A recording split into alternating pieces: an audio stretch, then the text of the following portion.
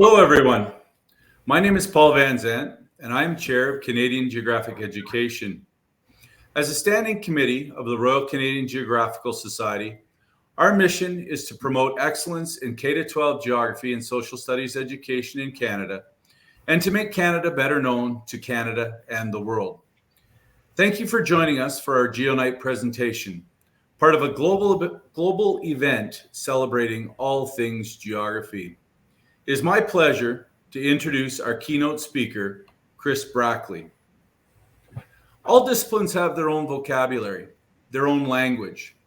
Maps are the language of geography, and our speaker tonight, Chris Brackley, is fluent in map.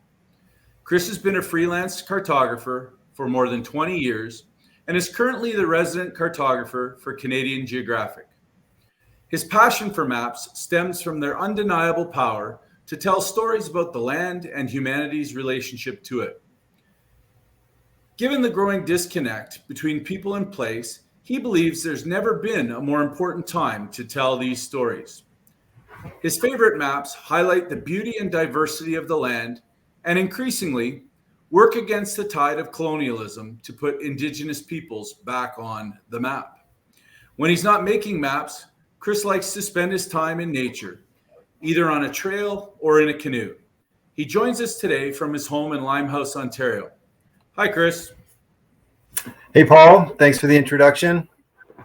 It is wonderful to be invited to speak about my favorite subject, which is maps. And today I'm going to be talking about an aspect of maps, really about so very many aspects of maps, but the overarching theme that I think is going to tie it together is something that, as I ruminate about maps, which I really often do, whether walking on a trail or out in a canoe, it's the really magical space that they create in our minds. They reflect, of course, reality. They are meant to be descriptors of the real world in a very real sense, but they show the land at a scale that is not ever possible for us to see all at once. Now, when we go up in a plane, we might be able to see much of what's one individual map can show, but the details shown on a map are really reveal aspects of the land that are either totally invisible to the naked eye or just never something that you can see all at once. And the importance of this space beyond what we know, what we can see, what we can experience on our own, is that all of these levels of scale beyond what we can experience are connecting us ever more broadly to different aspects of our reality, these important aspects of our reality, like our neighborhood or our city or our region or our province or our country, or indeed the whole planet. And that is the sort of scale at which maps exist. They exist just beyond what we can see and go all the way up to the scale of the planet. Now, for me, map making began on this island in Algonquin Provincial Park in Canada. It's in Ontario, just north of where I grew up in the city of Toronto. And Algonquin Park is famous as a canoe tripping destination. It is over 7,000 kilometers and has almost 2,000 campsites, I believe, and endless canoe routes, lakes, and portages. But my introduction to the park, in fact, was as a cottager. I have a cottage in Algonquin Park, which is a strange thing, but a wonderful thing. There was just a few cottages scattered about, and I got to spend my summers as a kid by the lake, but I never really left the lake until I got to this island, and it's Pathfinder Island on Source Lake in Algonquin.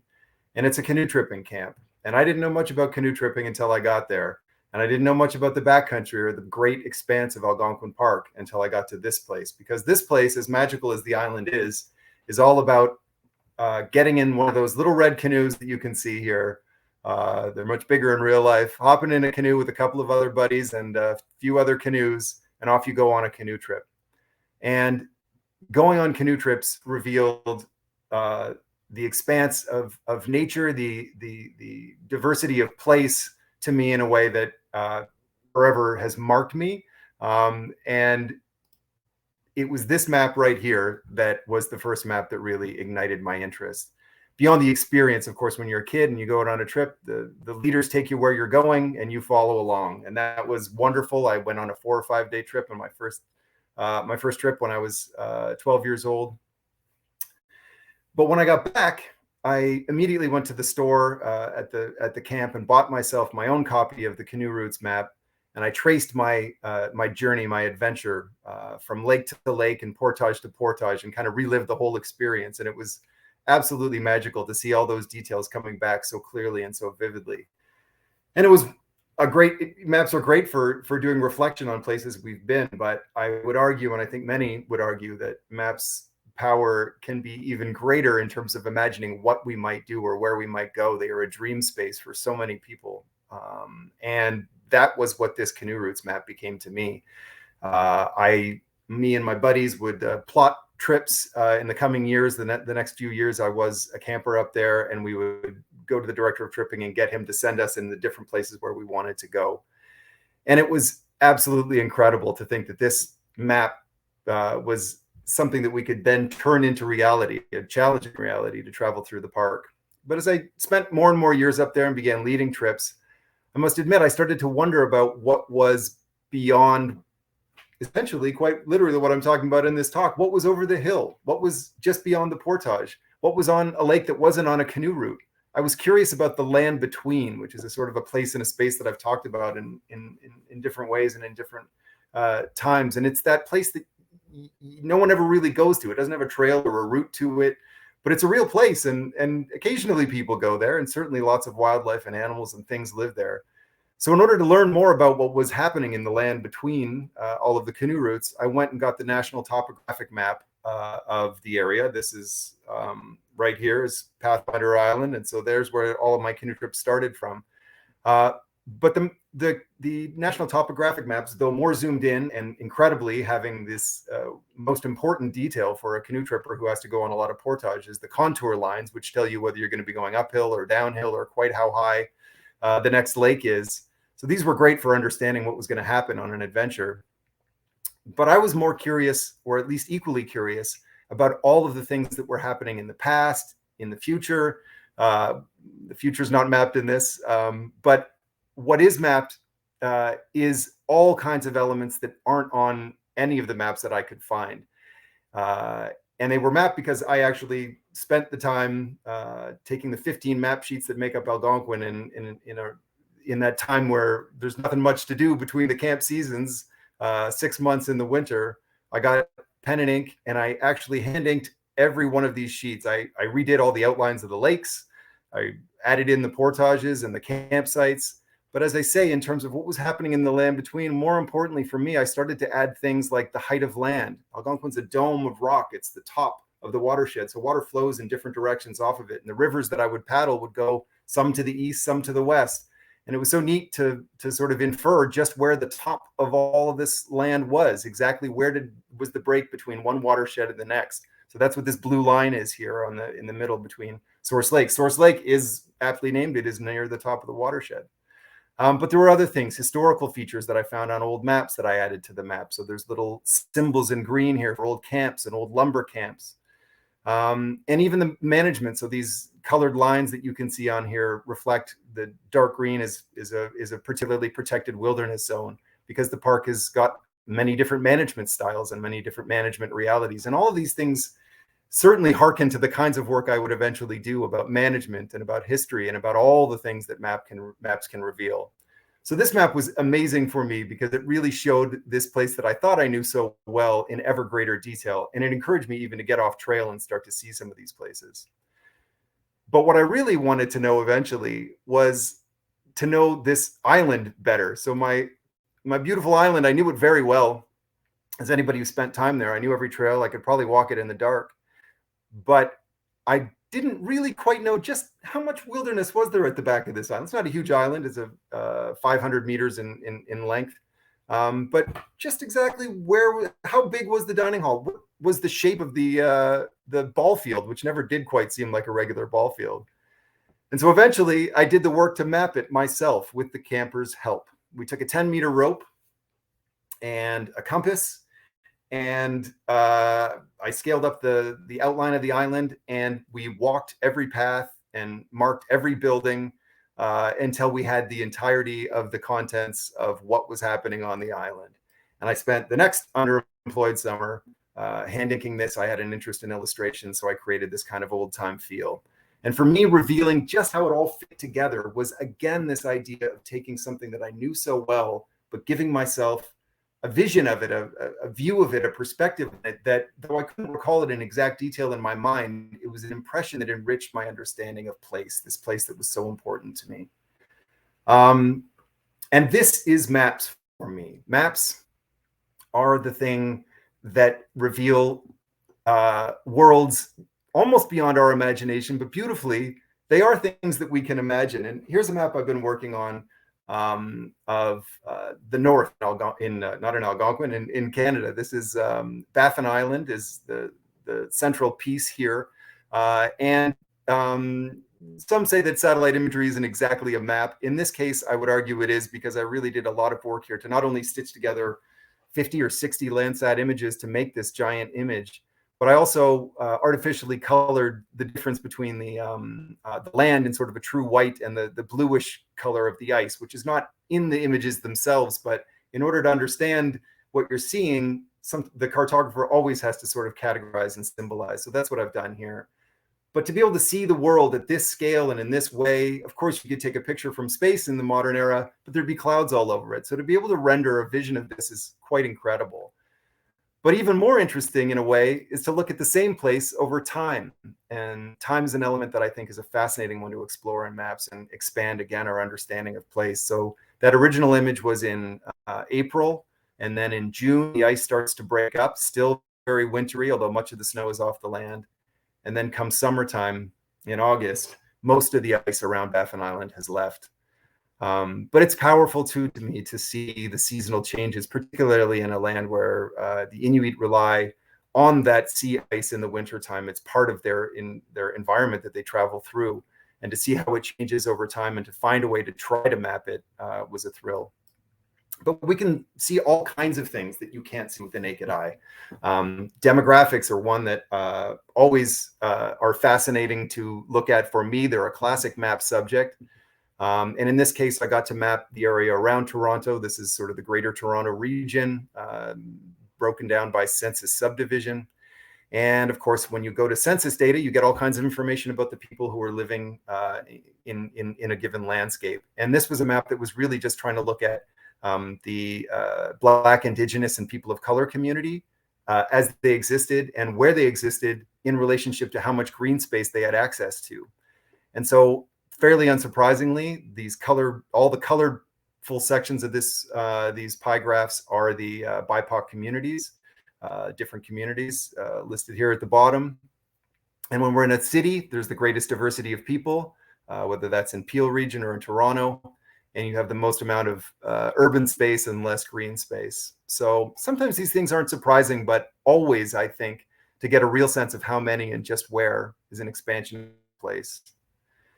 Now, you know, they often say a picture can say 1,000 words. I've never quite come up with the right phrase to suggest what a map can say. It's in my humble opinion, I think it may be more than 1,000 words. But this is a picture that I generated for a campaign that was running. This was the very first project I got out of school when I went to train as a digital cartographer. And it focuses on toxic pollution in Toronto, as is evident from this picture. And this is very, intentionally designed so that we get a sense that there is pollution right near where people live. And even our kids are close to water and air pollution. So there's a message in this piece, but there aren't a whole lot of specifics. Another way to slice the same view, or to another lens through which to look at this, is a map, of course. And when we look at the very specific sources of pollution across what were once called wards in Toronto, when I made this map, we get a very different and very literal view of just where pollution sources are. These proportional circles are scaled to how the tons of pollution coming out, and the red ones are those that have a carcinogen associated with them, particularly bad pollutants. And then the wards are colored in terms of how much pollution was in that ward en masse. So I've sort of said the same thing twice in this piece, but it really does evoke an understanding of just where pollution is in the city. Something you'd never know in specific unless you had the power of a map. Now, one thing you, of course, can't see either is what something looked like, in this case, over 100 years ago. And maps as tools to be able to recognize what a place looked like in the past in order to learn I think one of the most important lessons about land and landscape, which is that it's dynamic. I often think that things are permanent and forever, but things do change. And when you look at years, boy, oh boy, has it ever changed. And so here, not only do we see a design change in the way that maps were rendered, this beautiful old ink thing, which I frankly wish I could do, and my digital version of an air photo kind of based 3D model of the same space. But you see change, and there's so much to dig into in terms of what's changed over time. Another thing we can do, of course, with maps in terms of enriching our understanding of a place is look at what possible futures may lie ahead. And this is in very detailed air photo and detailed elevation model of Lenox Island, which is an island off the coast of Prince Edward Island in Canada. And what we see in this map is the coastline in 1968 at the outside here. And then the yellow coastline is the coastline today. And so this is a place where there's the influence of presumably global warming and of ocean level change has already made its effect. But then there's the prediction of where it's going to go into the future. And right now it looks like it's just beyond the water treatment facility. But of course, with some modeling, it looks like it may overflow beyond the water treatment facility into the future by 2100. And these are powerful storytelling devices. These give us a real sense. Nothing quite gives you a sense like this of seeing a settled area that ends up underwater. And of course, we know the specifics of just where we imagine it might happen. So when I went to school I had done 2 maps. I had made the map of Pathfinder Island, and I had hand inked all those national topographic sheets. I didn't exactly have this great piece of this device that David Thompson pictured here, great Canadian explorer and cartographer, had. I used even more crude tools to do my surveying on the land, and I kind of hoped that I'd be able to make maps with pen and ink and get out on the land to create the data or to get the data. But that's not something that happens a whole lot for a whole lot of cartographers. Occasionally I get the chance to do that, but mostly what I do is I make maps in a GIS environment. And for those of you who don't know, GIS stands for Geographic Information Systems. And it really, in the simplest terms, is data structure and associated softwares that are spatially related information. So that when I download from the internet, the place names, the roads, the lakes and rivers, political boundaries, land cover, they're all spatially referenced. We all know what these things are. We see them in Google Earth all the time and Google Maps and all the mapping softwares that are out there. And I bring them into my software, and I can get data from these kinds of sources, which are usually these base data layers come from governments, provincial, federal, municipal, all over the world. And they're generally made available for free. So I can go get them, put them into my software, and then I can get the story-based information that some of the stuff, whether it was pollution or other information, to overlay on top. And I have the power to be able to craft and tell stories with an endless amount of information. This is truly the age when David Thompson was making maps. He was just trying to get shorelines and rivers. And when people ask me, do we still need map makers? Haven't we mapped everything? My response is always, we've got all the data, but putting it together in interesting and revealing ways is an endless game that certainly I wish more people were actually engaged in doing. So when we talk about maps, there's the data that we have, and we start with all the data sets that we want to use. But then we have to make a choice about what we put on a map. And this is probably the most powerful and important thing that a cartographer does. They're real gatekeepers. And I consider myself a journalist in many of the maps that I create, because I'm making a lot of decisions about what I say and what I don't say. And that really is, what do I include and what do I not include? On a map of Canada, good golly, there is a truly infinite number of things happening, from a beetle crawling to a car driving to a forest cleared to you name it. So what do we choose to actually put on the map? Well, in the past, this is a map that I made for Canadian Geographic, and it is exactly what you think it is. I hope it's what you are imagining, and that is a schoolroom map. This is these great colored provinces, a pretty piece of cartography. And what's on the map? Well, the provincial boundaries, the provincial names, rivers, lakes, roads, and rail lines. And of course, the populated places, cities and towns. And this is a classic map. This is what people think of when they think map, whether it's a road map or an atlas map like this that shows us where things are. But just to suggest that there's a real importance in what we decide to put on maps, I'm going to show you a map that I created also with the Canadian Geographic and the Royal Canadian Geographical Society in association with 3 prominent and many other Indigenous groups, the Assembly of First Nations, the Métis National Council, and Inuit Katami. And so this was a map that was where the selection process was determined by the people with whom I was trying to represent, and that is the Indigenous peoples of Canada. And it looks different already when we look at it. Fundamentally, the sort of boundaries and the shapes and forms are different, and the big color blobs we see here are languages.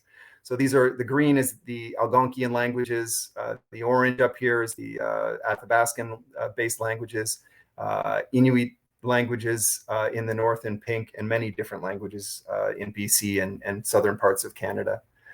And what was agreed to with this piece, at the advice of the Indigenous advisors on it, was that we don't show almost anything that we're typically see in a map like this. So we removed all provincial boundaries, and we showed instead this centrally important piece of set of boundaries that exist in Canada and have far too long been forgotten, and that is the treaty boundaries. Provinces were only able to be created because we made treaties and we agreed to share the land with Indigenous peoples.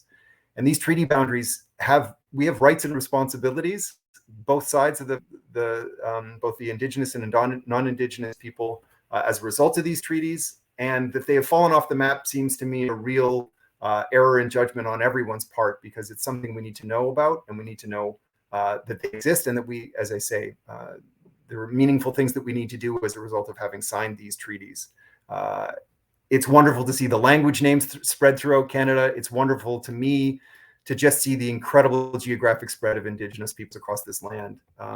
Folks in Canada know well, and our American cousins often know that most non-Indigenous people, not all, but many Indigenous, the vast majority of non-Indigenous people live within a very short distance of the American border in the South. But Indigenous people are truly spread throughout the land, because this is the land that they have occupied since time immemorial. So it's a different view. We choose a different thing, and we tell a very different story. Now, another step in the process of map making is that of categorization. So we can choose what kind of information we want to show on a map. But if we choose, in this case, another Indigenous story, this is one of residential schools, clearly one of the saddest stories in Canadian history. And it is a story that has been told many times, and we've seen 120 odd residential schools recognized by the Indian Residential Schools Settlement Agreement. But there were some schools that certainly existed, but that didn't fit the qualifications of that settlement agreement. So they have been left off, and I think were ones that certainly we wanted to draw attention to at Canadian Geographic. So we did a lot of primary research to find out where these schools were. Just finding where they were was a lot of work, but we also found information about them. When did they run? Who ran them in some cases? And so, whereas we could have just plotted all the maps, all the residential schools as a dot and given them a name and said there they were, that would have been fine, and we would have learned quite a bit. And we would have clearly you get a sense of its geographic distribution across the landscape. But I always like to say more about an entity if I'm going to talk about it. And in this case, residential schools, I wonder what else we could say. So we added a timeline because it's significant and important to know when these schools existed. And so the color coding here is roughly connected to when the school was. Maybe in the yellow case of these yellow dots, it's pre-Confederation schools. And sometimes it has to do with who was running the schools. So these are schools run by the I guess it was colony of Newfoundland at the time at the turn of the 20th century. So we get some understanding of the fact that these are different types of schools, or they existed at different times by their color. And then the size relates to how long they were in existence. I would have loved to scale them to the size of how many students were forced to attend, but we didn't have that information. So I do the best with what I have, and getting a sense of how long the school existed is a reasonable proxy anyway to understand how many students were probably affected by that school. So we categorize, and we say something more about things than just where are they. But now I'm going to get to the most exciting part really about the map work that I do, and that is the full suite of designing a piece, because you have to make your choices about what's going to be on it, how you might categorize it. But until you really bring the design elements to it and draw the whole thing together, what you essentially have when you've sort of thought through what you want on the map, but you haven't done it yet, is a very rough script. But for me, maps are a lot like putting on a production of some kind, and they have a good map for me has a rich background, which I consider sort of like the stage on which the story takes place. And they have a wonderful story and a clear story that a sort of a dramatic experience that happens over top of that rich background. So your most basic map might look like this. We got water and forest. This is the story that I'm looking to tell to accompany a piece in the magazine about the Ojiboogamuu Cree in central Quebec. They were a group of Cree in the early part of the 1900s who were living very much off the land.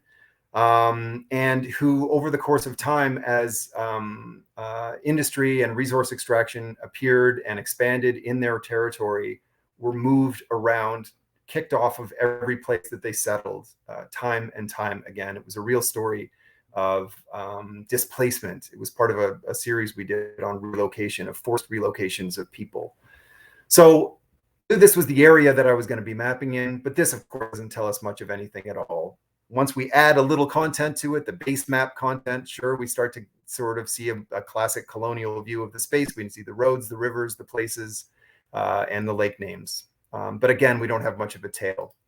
Now, in this case, I had the privilege of working with one of the members of the community at Ojiboogamuu who helped me tell or document the story. He had done the work to know just exactly the different places that the Cree had existed and been moved and displaced from over the course of time.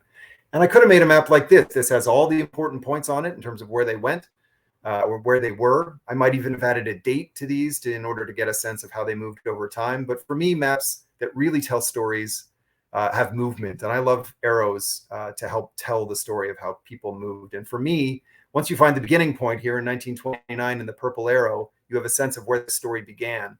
And if you follow along, the really evident piece of information, and this is sort of a resultant story that comes from the pure geography of it, is that they kept spreading out and being more and more splintered until in the 1974 displacement from Dore Lake, they were moved to at least 6 or 7 different places. So the community not only was moved, but it exploded into different places. It was totally disconnected.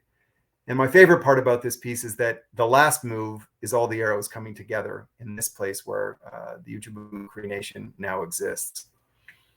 But the reason they were moved around was not their own volition. It was that there were external forces. And so again, this is a tricky business. How do we make sure that we say that there's a reason why they were put or moved around in a map context? Well, the resources they were looking for were timber at the beginning, but really they ended up being and continue to this day to be mineral resources that they're looking to extract.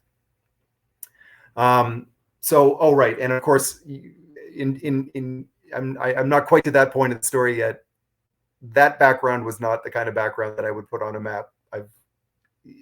For me, having a rich background coming from my experience in Algonquin Park, I want to know what the place looks like and feels like. So I always try and put a land cover and elevation model, so I get a sense of, is it mountainous or hilly? What is the difference in the landscape? Forest, a little bit of wetlands and open space. So this is a richer context in which this takes place. And of course, the Cree are on the land hunting and trapping, and so this land is important to them in their telling of the story as well.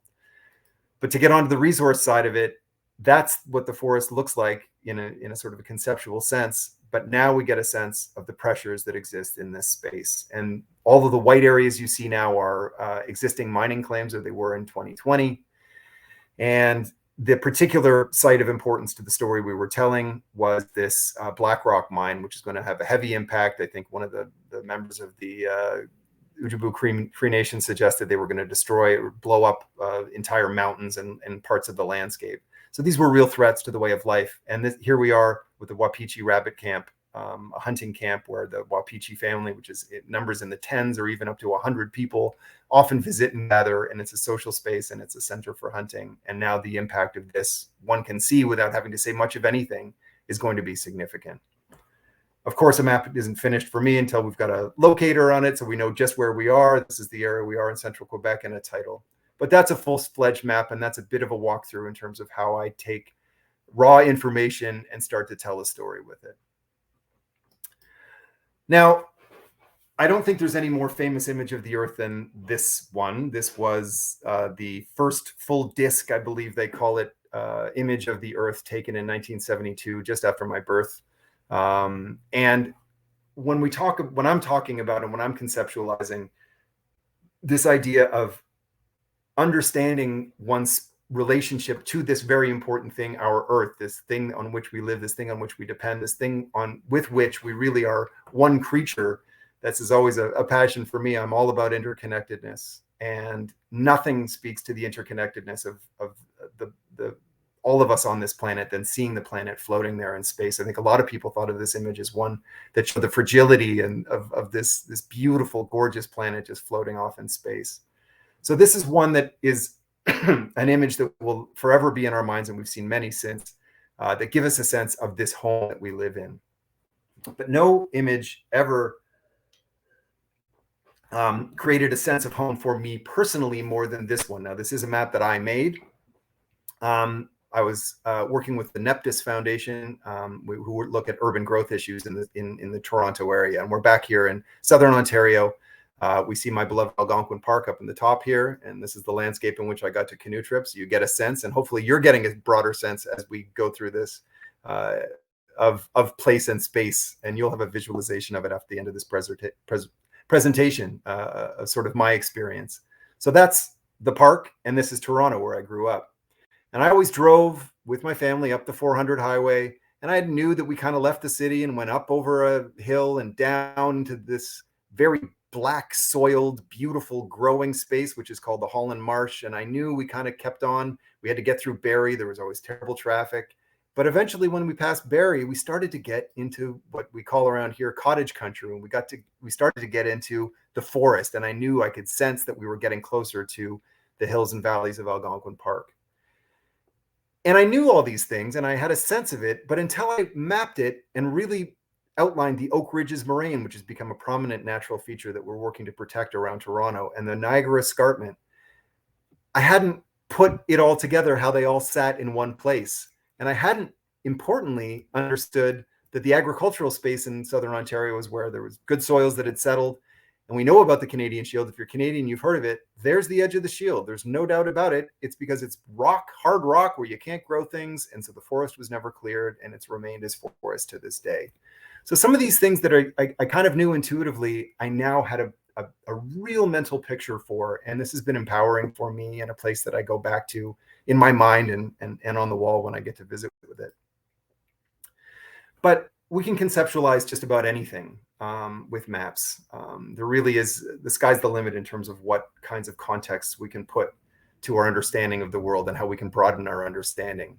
Clearly, the world is focused on the reality in Ukraine these days. And Canada, as the country that has the third most Ukrainian people with Ukrainian heritage of any country in the world after Ukraine and Russia, we really have a wonderful diversity of Ukrainian peoples living in Canada. And not only is there a great diversity of Ukrainians living in Canada, but this choropleth map, colored, of course, to the colors of the Ukrainian flag, clearly shows the spread of Ukrainian peoples across the land. And there are very few jurisdictions in the Census Division data, few in Quebec, that are grayed, where there is no Ukrainian people, but just about everywhere else there is, all the way up to the far north. Now, I let this map show all of the areas of the census divisions colored according to the number of Ukrainians in it. It's a bit of a stretch for a map to suggest that, it's a bit of a false inference that there are Ukrainian people all throughout this land. But it was important for me in this piece to celebrate the great spread of the Ukrainian peoples across this country. And so I accepted that we know that there aren't going to be Ukrainians at the very tip of Ellesmere Island, but that they are in that area broadly is a really important and interesting piece of information. And it broadens our sense of how Ukrainians exist in this country. A favorite for me, too, was actually showing Ukraine on the same map at the same scale. So if you are from Canada, you will have a pretty clear sense of how big Ukraine is relative to things that you know. And a classic spatial understanding with maps is just how big is a place or a space. This gives us that understanding. We can also tell, that's a very simple set of information in one thing. This also is a very simple set of information, really. But the design element and the massaging I did to sort of take it into something else really brought it into a different place. This is showing Indigenous languages of Canada. And it was based on census data, so census subdivision data, where a given language was spoken in 2016. And there's a great threat to all Indigenous languages in the world these days, I would suggest. Certainly that's the case in Canada. And many of these languages have few speakers. That's a real concern. But I think this map was trying to have a tone of positivity around, using the bright colors and the attractive sort of view and vision of the spread of Indigenous language in Canada. The circles, of course, are scaled to the number of speakers. And we get a sense of what those languages are with the labels all over. But I think, again, it really shows this great percolating of language almost coming up out of the land itself. And it really was meant to signal a pride, I hope, in Indigenous languages. But of course, when you look at the numbers, you'll also recognize that there's lots of hope and lots of work being done to increase the numbers of speakers of all of these languages. Reconceptualizing new information, I think, is a thing that maps really do well. So either we've changed our paradigm when we've recognized something that's been there all along.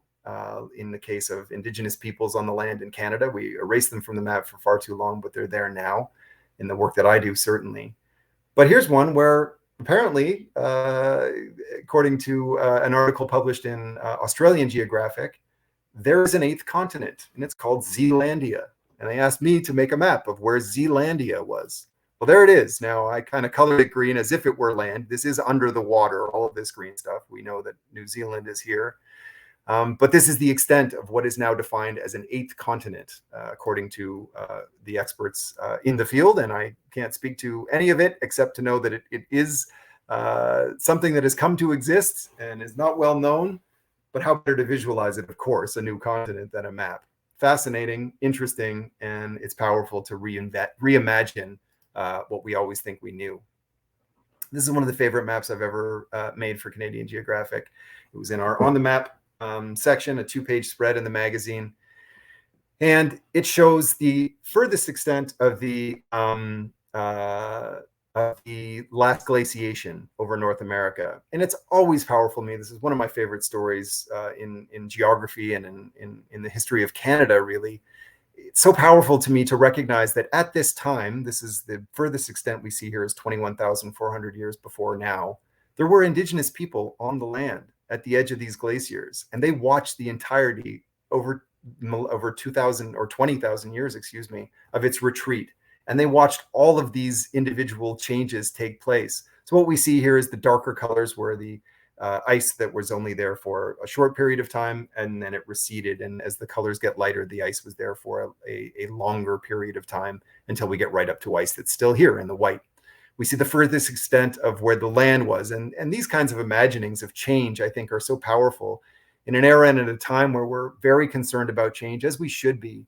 It's always important to me, anyway, to recognize that the world is always changing and always has changed and will continue to change in the future.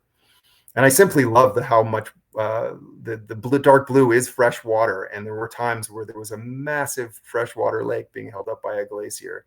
And to see it all kind of at once is, again, just a new vision and a new understanding of space and place, an extension of our understanding of our place in the world.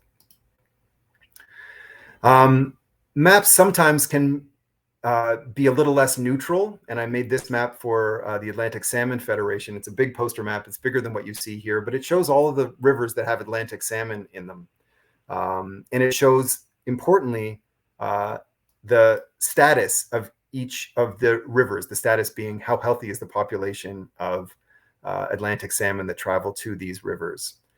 And so the purple color is unknown, but any other color that you see on this map is at some state of decline. The black rivers are those where there are no salmon returning to those black rivers, and red is in very seriously bad shape.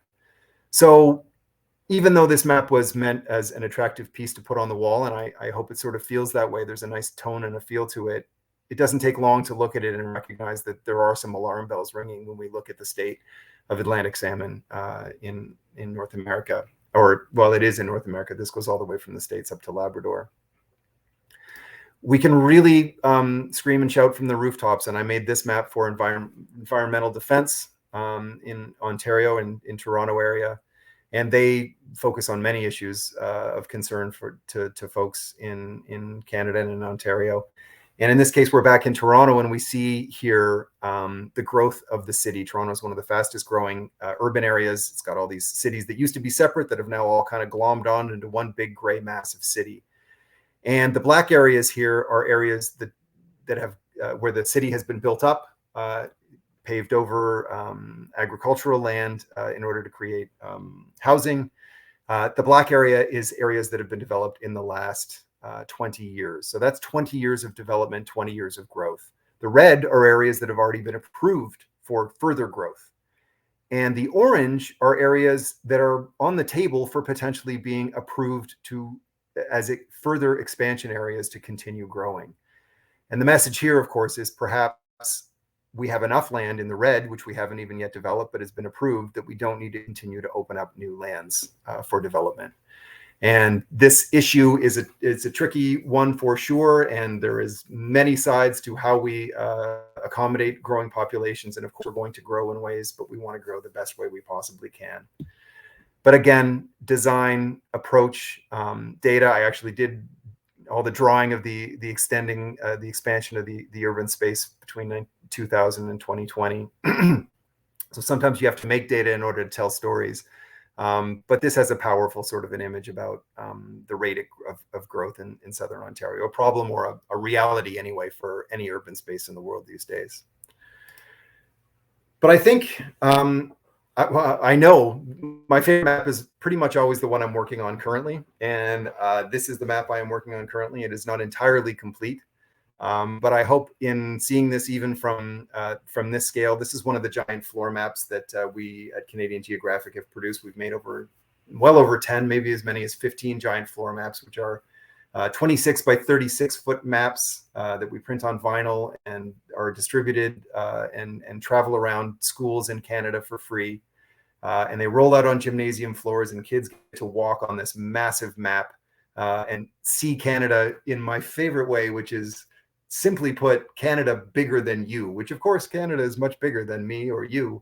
But when you get a map that's physically actually bigger than you, at least the relative proportion is correct. It's bigger than us. And to see Canada in that way, to be able to walk across it, is always an incredibly fascinating and interesting experience. But this map, its focus and it's the paradigm that it's the expansion of the mind that it is aspiring to breed in anyone that walks onto it is one of water. And again, I hope that's obvious when you see it. The ocean is prominent and bright and rich. And I took much time to get the rivers, the major rivers, kind of highlighted through these flow lines. As I said, nothing makes me happier than putting arrows of movement on a map, and particularly so for the flow of water, which is this beautiful and central part of the existence of all of us on this planet, the lifeblood, indeed, of the planet, this water flow.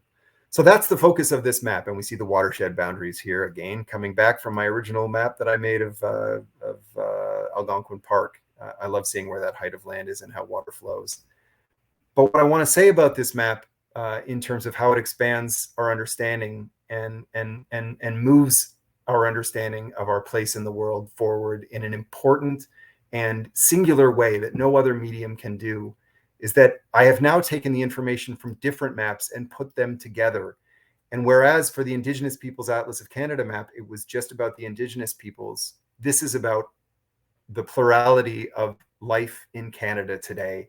And so we see on this map not only the density of humanity in around Southern Ontario, here we are in Southern Quebec and Southern Ontario, all kinds of towns and cities, people crammed in. But we see the great open spaces that are thinly but genuinely populated with Indigenous peoples. These purple splotches are the reserves in Canada for First Nations. And as we get into the north, we see the communities of the Inuit spread throughout. And we see not only provincial boundaries as we once would have seen ubiquitously on these maps and the names of our provinces, Manitoba and Saskatchewan, but we see these languages that are built and baked into the land and are so part of the land spread throughout. And they tell us that the Indigenous peoples are here and that this is their land as well as it's our land. And this map says many things all at once.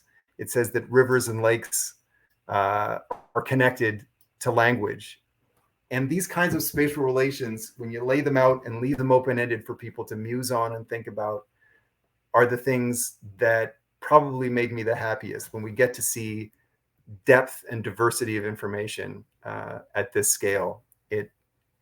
It really enriches and expands the mind. And that's one small suite of maps that I've made over the course of many years, and one small set of thoughts about them. I sure hope to have more opportunities to be able to talk about maps, because if you can't tell, it's something I'm very passionate about and I could do all night long. So thank you for listening. Well, thank you, Chris. I absolutely love your passion for maps and appreciate you taking your time out of your busy life to share your enthusiasm for cartography with us. And as a classroom geography teacher, I also want to thank you because your maps, especially those in Canadian Geographic magazine, made my job so much easier. They're incredible teaching tools, and I use them quite often to communicate the importance of place and space. So thank you for that as well. I was wondering, do you have time to take a couple of questions maybe? Sure, that'd be great.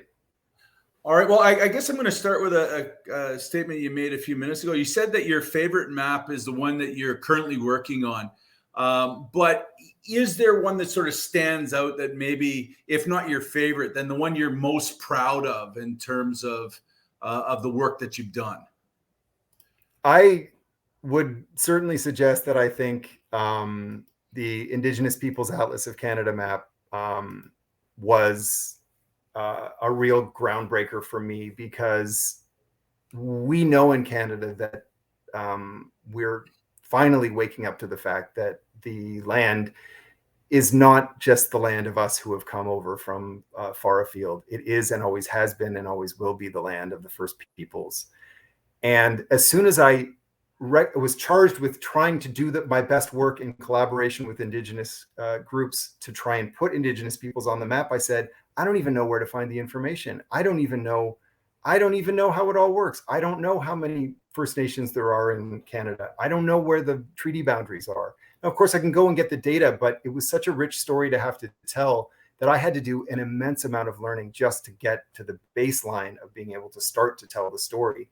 And importantly, I think that map, as powerful as it is, and my favorite aspect of it is it came across, you saw it a number of times, is the arced label of the Indigenous languages, because to me, it's a sort of a neutral but very powerful and real way to describe connection between First Peoples and the land. And it's so evident, you can't miss it. You can read it, and if you walk across it, to see Cree repeated throughout, and Dene and all of the small languages, it just really it was a tool, a cartographic method that I found really was effective, and I've used it going forward. That map has inspired the magazine broadly to be sure that whenever we represent land, whenever we show a place and we call it Ontario, we also recognize that it is treaty land and that it is the land of a first people of some kind, and we make sure to label them as well. And it was because of the knowledge I gained and the cartographic tools I gained through doing that map that I'm now able, although in each case at different scales, I have to learn who's there and how to correctly reference and label. And I have endless amounts of work yet to do on this. But the commitment is there from myself and from the organization, and all the clients I work with that, as the crow flies, are happily with me on the fact that we have to reframe and rephrase what land is and what we even call land. And there's so much unlearning we're doing now. I think maps are just the most incredible way to do some of that unlearning. And again, that I have some clue as to where to go with that, having invested in that map, is a real. I'm honored that I had the privilege of doing that work, so that I know more and I can do more. Fantastic. And I think it is such an incredibly powerful educational tool, not just for K to 12 education, which has been our focus at CanGeo Education, but for Canadians as a whole. And it's really, I think, resonated with a huge audience. So fantastic. I guess the other question would be, of all the maps that you've worked on, which one posed the greatest challenges, and what were those challenges? Well, maybe maybe we can. It seems to. Oh, it's not the way I wanted to open it. There seems to me one of the maps that I was going to show in my presentation skipped somehow. I don't know what happened there, but I think it's a great example actually to. So if I can get screen sharing back again, maybe I can flip back to it and show you, because this was, there it is. Is that coming up on screen now?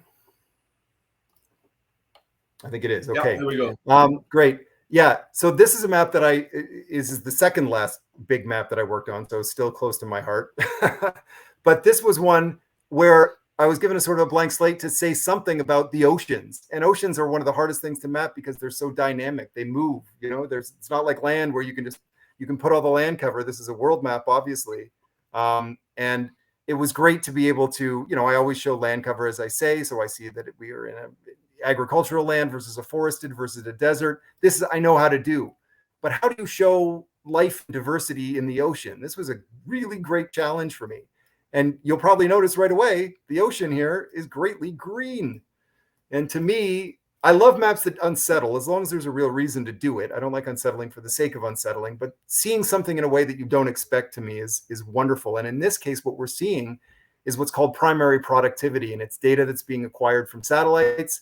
And it's essentially phytoplankton photosynthesizing and creating a mark that can be noted. It's the very building block of life. And I didn't know how I was going to use it, especially because if I put that on top, I couldn't see the underwater topography called bathymetry. But what I did was I used little flecks to sort of allude to these green phytoplankton in the ocean based on real data. This is the average primary productivity in the ocean over 20 years, I believe. And so to see that sort of these sometimes not surprising elements, like in where the primary currents are, is where we see great productivity. The primary productivity is blowing along these warm currents.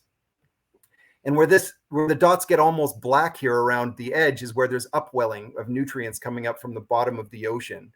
And the other place where productivity is so high is right at river deltas. Again, this blackness, not only in the States but in the north, in the Arctic, there is this is orders of magnitude more productive, these black areas, than the green that we see in other areas. And so this, to me, was a graphic challenge, which I think I solved in an interesting way. But it was a new set of information that was so wonderful to not only see the connection between how ocean currents move energy and life around, but also see how the land spills nutrients into the ocean and how they're connected. So drawing connections for me is a passion, and finding a solution that I think works graphically is a real thrill. And as you say, this is an unsettling map in some ways, because when you take a look at it, we're so used to the emphasis on the land, and now the emphasis is on the oceans. And that the first time I saw this map, that green color really threw me until you could dive into the map a little bit more fully and understand exactly what you're seeing. And it's fantastic representation. One more question, if you've got time, and sure. That is, a guy as passionate as you must have a bucket list. So, what's on your cartographic bucket list? What would you like to map? Is there a theme, or is there a place that you'd really like to tackle? Well, it is a genuine passion, as I say, of mine to be a part of the solution and reconciliation in Canada. And I feel like I must admit, I feel like I'm at the very infancy of my work there, because if when I present that Indigenous Peoples Atlas Canada map to people, I often add a caveat, and it's not an excuse. It's simply to say, the data that's shown in that map currently is really a reflection of Crown Indigenous relationship, of the relationship between the entity of Canada and First Peoples. So that is treaty boundaries, that is the reserve boundaries, things like residential schools. These are all reflections of this correlation between these two peoples. And in many ways, the administrative and bureaucratic view of the experience of Indigenous people, it is very real. Treaty boundaries are meaningful and important. Reserve boundaries are real. These things are real parts of Indigenous experience. But I know that Indigenous connection to the land is not wholly described in that way. I know certainly I will never be able to describe Indigenous connection to the land in whole ways, but I aspirationally want to work more with Indigenous people to learn more about a worldview that is theirs in a way that see if there's ways that I can encourage them or help empower them to make maps that reflect that experience, or maybe help to actually make those maps specifically. And the one piece of information that I think is of great curiosity, and it's on my bucket list, and I haven't made the map because the data simply doesn't exist, is some real sense of the space and land to which each of the different nations across our country are connected. It's often called traditional territory. It goes by many different names, and many different groups see it in different ways. Many have defined their traditional territory and have been quite explicit and share that information. Some have defined it and prefer to keep it to themselves and for their internal use. And some have not done the work to define exactly what land they are connected to. But I think going forward in Canada and certainly around the world, I think getting a real sense of the space occupied by the different peoples across this land in a more nuanced, real way. What part of the land do they experience, occupy, have done for millennia? All of how that gets described is for Indigenous people to do, of course, of themselves. But if that information could come together, and if I could be any part of helping to document that data, but more importantly, hopefully, I guess in time, help Indigenous cartographers to try and reflect that their own story in a real meaningful way across the land, that is the kind of map that I think really would be a game changer. And there's a lot of work yet to do on it. But thankfully, I think there's a lot of effort on all fronts to support and continue that important work. Fantastic. And I really hope that map comes soon, because I think it would allow the colonizer population a much better opportunity to really understand the heart of the issues, which is that connection between people and land. Absolutely. Well, Chris, thanks so much for your time tonight. We appreciate you sharing your passion, as I said before, with us today. I'm going to continue to follow your work in Canadian Geographic magazine, and really do look forward to what's coming next. So thank you, and take care. Thanks so much, Paul. Thanks for the opportunity. All right. Cheers.